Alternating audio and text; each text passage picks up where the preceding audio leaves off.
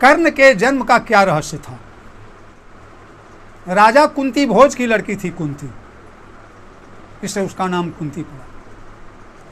एक दिन दुर्वासा ऋषि आए, कुंती ने बड़ी सेवा की, पैर धोया, थाली में भोजन कराया। दुर्वासा जी प्रसन्न हो गए, कहे बेटी वरदान मांगो। कहे बाबा हमें वरदान की आवश्यकता नहीं, मैं तो कुमारी हूँ। कहा नहीं बेटी, इतना सेवा की है, मांगो।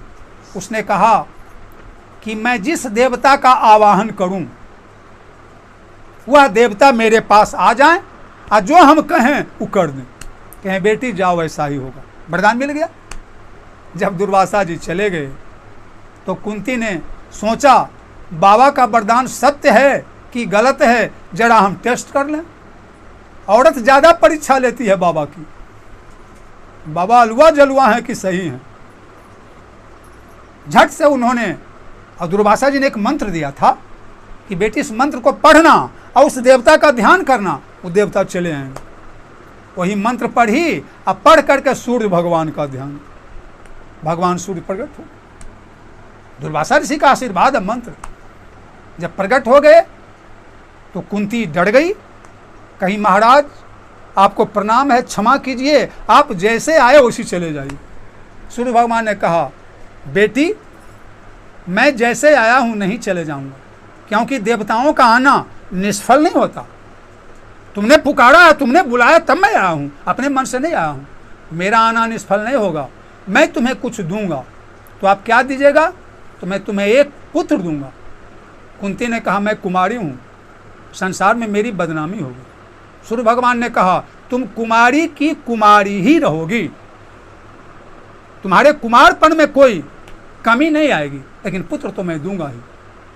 लेकिन तुम्हारे गर्भ से नहीं उत्पन्न होगा, वह हमारे तेज से उत्पन्न हो जाएगा। वही है सो। उसके कारण दे करके सूर्य भगवान चले गए। वही पुत्र हुआ जिसका नाम रखा गया कर्ण। अब पुत्र हुआ तो बदनामी के डर से उसने गंगा जी में, हस्तिनापुर था ही, एक पिटारी में बंद करके गंगा जी में दहा दिया।